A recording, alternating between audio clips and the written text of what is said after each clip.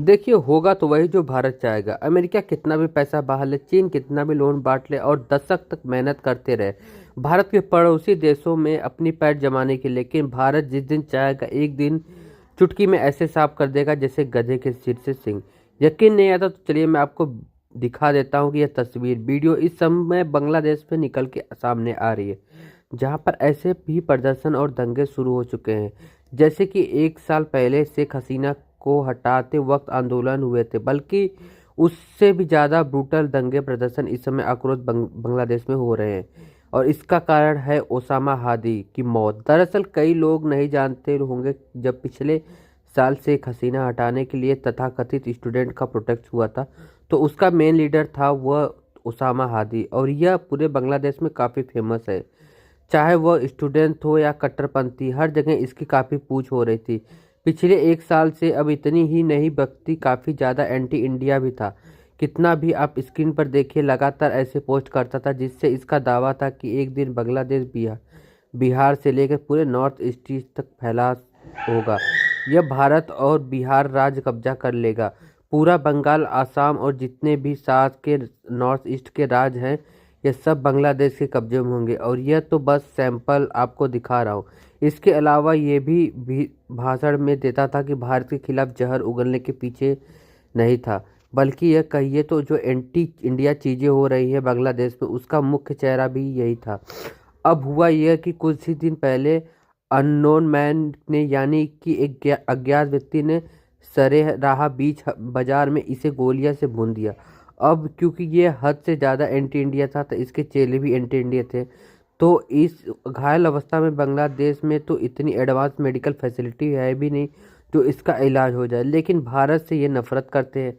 इसीलिए इनका पड़ोसी देश जहां पर अच्छी मेडिकल फैसिलिटी है, उसे छोड़कर चार्टर्ड फ्लाइट से इसे सिंगापुर ले गए। घायल अवस्था में ही वह इलाज करवाया। अब इसका परिणाम यह हुआ कि इसकी चोट गहरी थी, काफ़ी खून बह गया था, काफ़ी दिन इसका इलाज चला, लेकिन कल देर रात इसकी मौत हो गई। बांग्लादेश के मेडिकल एक्सपर्ट का जो कहना है कि यह अगर इसे भारत पहुंचा दिया होता तो कुछ घंटों का जो वक्त ज़्यादा लगा सिंगापुर जाने में, फ़्लाइट 2-2.5 घंटे लगते, वो बच सकते थे और ऐसे में ओसामा हादी बच जाता। लेकिन यह भारत के विरोध में इतना अंधा था कि इसके चेले सपाटे इतने अंधे थे कि भारत की मदद इन्हें स्वीकार नहीं थी। और इसका परिणाम यह हुआ कि कल ओसामा हादी की जान चली गई। आप खुद ही सोचिए, बांग्लादेश का इस समय सबसे पॉपुलर व्यक्ति अगर मारा जाए तो उसे लेकर कुछ ना कुछ तो होगा। हुआ भी तो कल देर रात में प्रदर्शन हो रहे हैं, आगाजनी और हो रही है। जितने भी मीडिया हाउसेस हैं, सबके यहाँ पे दफ्तर फूके जा रहे हैं, इंक्लूडिंग वो भी प्रदर्शनकारियों का साथ देते थे, उनकी भी दफ्तर फूके जा रही है। जैसे कि डेली स्टार, जो कि ढाका का नंबर 1 न्यूज़पेपर है, मोहम्मद यूनिस जो इस समय सत्ता में है, उनके कट्टर प्रेमी है और इस शेख हसीना का कट्टर विरोधी है, उसका भी दफ्तर फूंक दिया गया। यहाँ तक कि सेना को हेलीकॉप्टर के जरिए 30 से ज़्यादा पत्रकारों को बचाना पड़ गया। ऐसी स्थिति आ गई कि, लेकिन सबसे चिंताजनक बात यह है कि कुछ जगह प्रदर्शनकारी भारत के जो काउंटलिस्ट थे, अलग अलग शहर में बांग्लादेश के, उन्हें टारगेट करने लगे। भारत का दूतावास जो ढाका में है, उस पर पत्थरबाजी की कोशिश करी, भीड़ इकट्ठा पर हो गई और भारतीय डिप्लोमेट्स को नुकसान पहुंचाने की कोशिश करी। अब आप ही कहोगे कि ऐसा क्यों? ऐसा इसलिए क्योंकि प्रदर्शनकारियों को कोई जगह पाकिस्तान की खुफिया एजेंसी आईएसआई उकसा रही थी कि यह जो हादी है इसे भारत ने मरवाया, क्योंकि यह एंटी इंडिया बातें करता था, यानी कि उकसाने का कोशिश हो रही है। और इसका परिणाम यह है कि जो प्रदर्शन लगातार बड़े होते जा रहे हैं बांग्लादेश में, वह पर एंटी इंडिया स्लोगन भी लगाए जा रहे हैं और भारत को निशाना बनाया जा रहा है। लेकिन इसमें हमें फ़र्क नहीं पड़ना चाहिए। तो जवाब है कि कुछ ज़्यादा नहीं।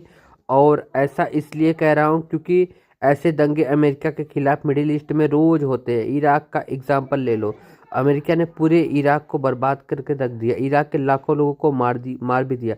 वहाँ पर जो रोज़ अमेरिका के खिलाफ दूतावास पर अमेरिकी का जो सैन्य बेस है इराक में, वहाँ प्रदर्शन होते रहते हैं। वहाँ तो अमेरिकी सेना की झड़प भी हो जाती है आम लोगों के साथ। उसके बावजूद अमेरिका को क्यों फर्क पड़ता है?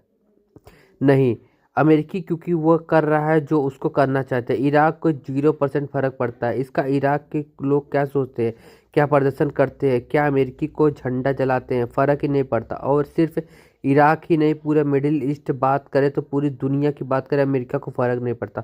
बस वह हर देश में जाकर अपने हित साधने की फोकस करता है।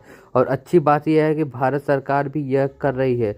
हमें फ़र्क नहीं पड़ता बांग्लादेश आम आदमी क्या सोचता है, क्या वह हमारे भारत के टुकड़े करना चाहता है, भारत के बारे में गलत गलत गालियाँ दे रहा है, हमें फ़र्क नहीं पड़ता। क्योंकि हमारा कुछ उद्देश्य है, कुछ हमारे हित हित है और कुछ इसीलिए हमने उन्हें टारगेट बना लिया है। उन टारगेट को हासिल करने के हमारा मकसद है, जो हम धीरे धीरे हासिल कर रहे हैं। और आने वाले समय में आप देखोगे कि बांग्लादेश में अप्रैल और मई महीनों के बाद 2026 में अच्छे रिजल्ट आपको देखने को मिलेंगे। भारत जो ग्राउंड पर काम कर रहा है उसका असर आपको देखने को मिलेगा। और इसीलिए मैं कहूँगा, जो लोग कहते हैं कि ना बांग्लादेश में पर मिलिट्री की कार्रवाई कर दो, एयर स्ट्राइक कर दो, नहीं, बांग्लादेश जैसे को आप इतनी इम्पोर्टेंस नहीं देनी है। आपको सेना इस्तेमाल करनी पड़े, क्योंकि सेना वहाँ इस्तेमाल होती है जहाँ इंटेलिजेंस फेलियर हो जाए।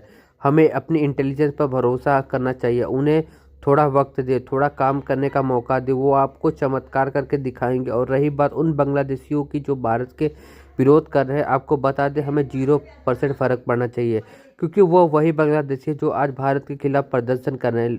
कल उनके परिवार का कोई बीमार हो जाएगा तो वह भारत के उसी दूतावास का वीज़ा लेने जाएंगे और भारत में इलाज कराने चले आएंगे। और जैसे हमारा एनएसएस अजीत डोभाल साहब कहते हैं, संयम शब्द बहुत ज़्यादा बोरिंग है, अट्रैक्टिव नहीं है, सुनने में लगता है कमजोरी भरा है, लेकिन संयम से ज़्यादा पावरफुल टूल कोई भी नहीं है।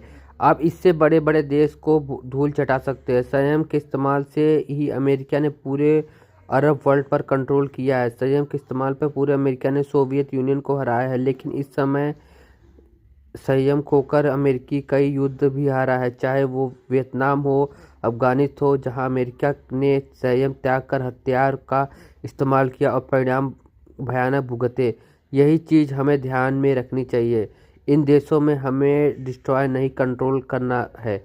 और इसके लिए हमें अपनी इंटेलिजेंस को वक्त देना पड़ेगा, क्योंकि उनका मुकाबला CIA से, SII से, जिनके पास फंड्स की कमी नहीं है, पैसा भरपूर है और काफ़ी ज़्यादा रिसोर्सेज भी हैं। लेकिन याद रखिए, आज जितने रिसोर्सेज भारतीय इंटेलिजेंस के पास है, इससे 100 गुना कम थे 1971 में। तब भी हमने IASI और CIA को धूल चटा दी। इसी बांग्लादेश में इसीलिए हमें अपने इतिहास पर सीख लेना चाहिए, थोड़ा सा संयम बनाना चाहिए और अपनी इंटेलिजेंस, अपनी एजेंसियों और अपनी गवर्नमेंट को थोड़ा सपोर्ट और थोड़ा सा निश्चित तौर पर देना चाहिए, क्योंकि अच्छे रिजल्ट ऑलरेडी मिल रहे हैं। भविष्य में इससे भी अच्छे रिजल्ट आएंगे, आपको देखने को मिलेंगे। हालांकि आपका डिफरेंट ओपिनियन हो सकता है, जो भी हो कमेंट में ज़रूर बताइए। फिलहाल इस वीडियो को में इतना ही। अब आगे जो भी नई खबर आएगी हम आपको साथ शेयर करेंगे। अगर वीडियो अच्छी लगे तो प्लीज़ लाइक और सब्सक्राइब जरूर करें। Thank you for watching.